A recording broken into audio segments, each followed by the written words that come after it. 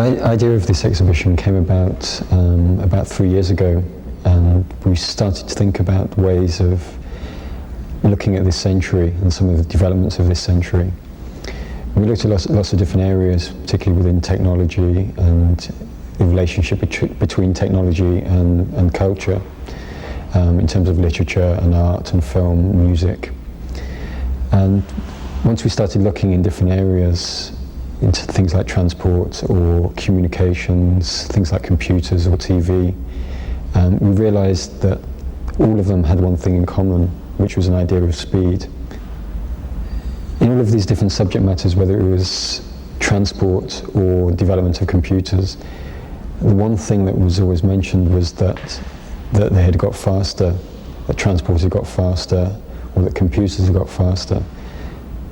And it seemed that speed was seen as the effect of a technological development or of changes.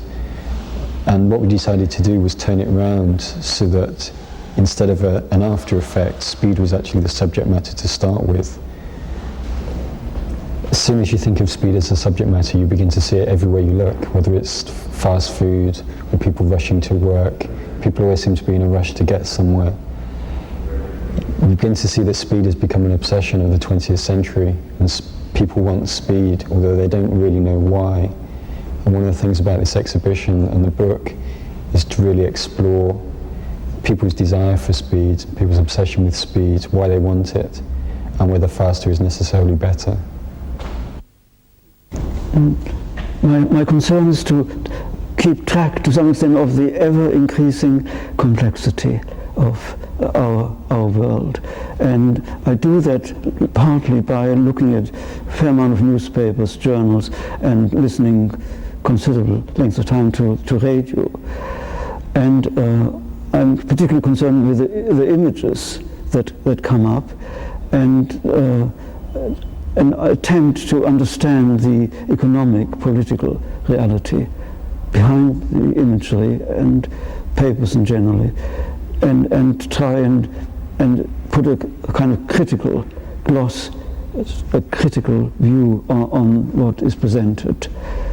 And I sometimes pick up an image and present it in the form of an enlarged photograph in an exhibition, as is being planned now for Oxford Museum of Modern Art. And in that way bring people in to my kind of general approach to the media and perhaps to the world.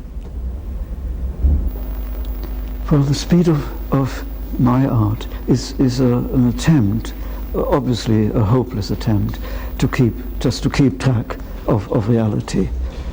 And it's ongoing, and it's a tremendous challenge facing this world, which is literally blasting itself to bits in all possible, conceivable ways. But one goes on, decade after decade, perhaps till the inevitable slow ending to which we are all subject to.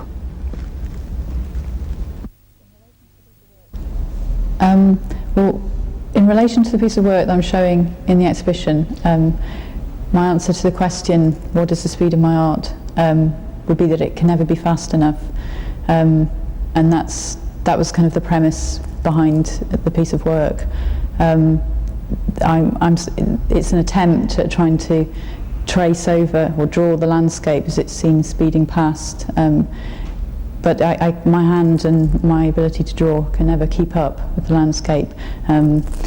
So it becomes about a sort of desire to capture a moment in time.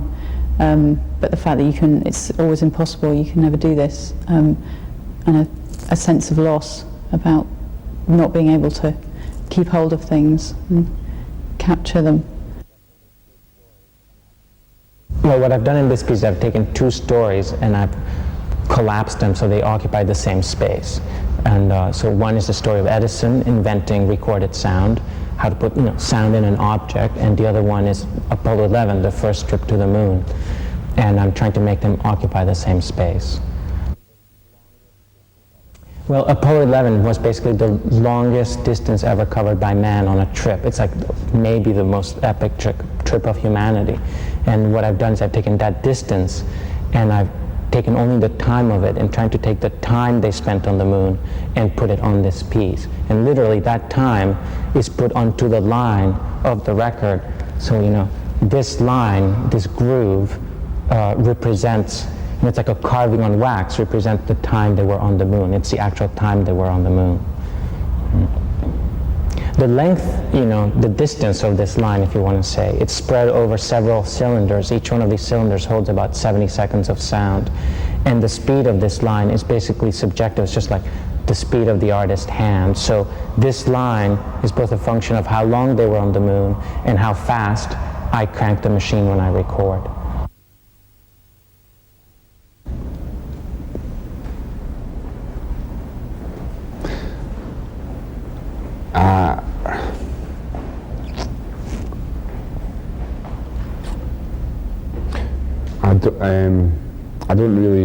I don't really know what the speed of my art is. It's kind of sort of variable speed. I mean, the problem for me is I don't know. I don't feel like I know anything. And for example, this work with 39 metronomes came about really from trying to. I wanted to do something that passed the time, and metronomes are designed for passing the time. So I got one metronome, and I couldn't. I tried setting it at one speed, but I couldn't decide between all the different speeds of the metronome, so I used all the speeds from slow to fast, and there's 39 different speeds, so I got 39 metronomes and just set one at each speed.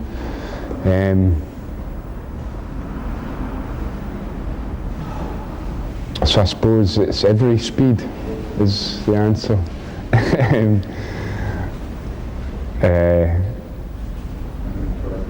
You know, my problem is in judging things and choosing them.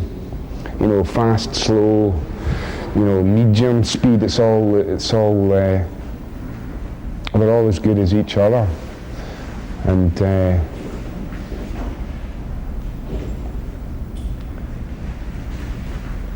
that's the problem.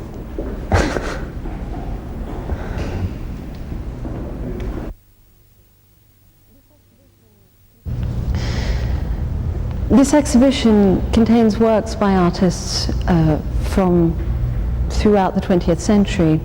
So we have work that dates from the early part of the 20th century right through to the work of contemporary living artists. The way that they've been presented in the exhibition is not according to any strict historical timeline or any chronological order. On the contrary, the idea has been to try and explore the different elements or different ideas surrounding this notion of speed and the way in which artists have responded or indeed reacted to the idea of speed. One of the most interesting aspects of the exhibition is the way that different works from different periods in the history of the 20th century have been brought together, and this provides the opportunity to relook at works that are well known within the context of a art historic chronology. It also provides a broader context in which to view the production of contemporary artists.